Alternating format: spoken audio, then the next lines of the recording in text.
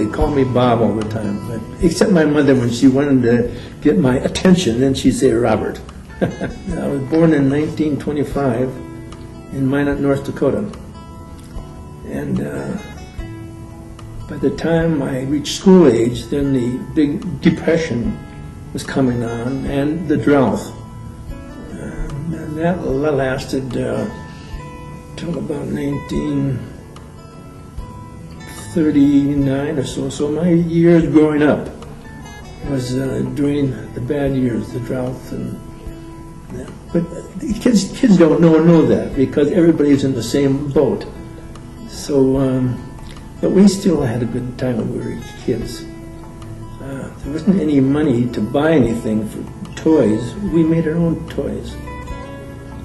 And for example, I made my own. I had a slingshot. Every spring I'd make a new slingshot, because the old one, of course, the wood would get dried out and try to pull it, and it would break the wood. So we'd go up in the hill. There was a slough area that had the willow trees, and we'd cut a Y out for that and use that for my new slingshot every year.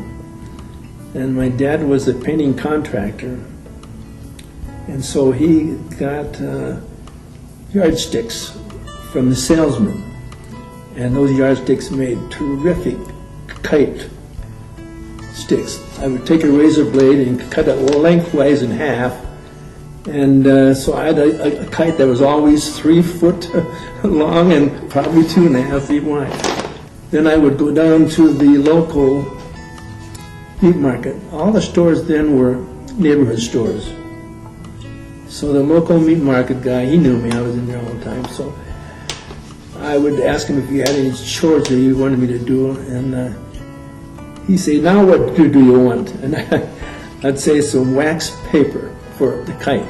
Ordinary paper, if it got wet, it would rip off. The wax paper stood up pretty well.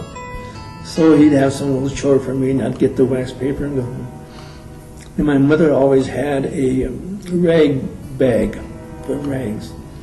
So I'd reach in there and get some rags and cut them in pieces and use that for the kite tail. So every spring I'd make a new kite.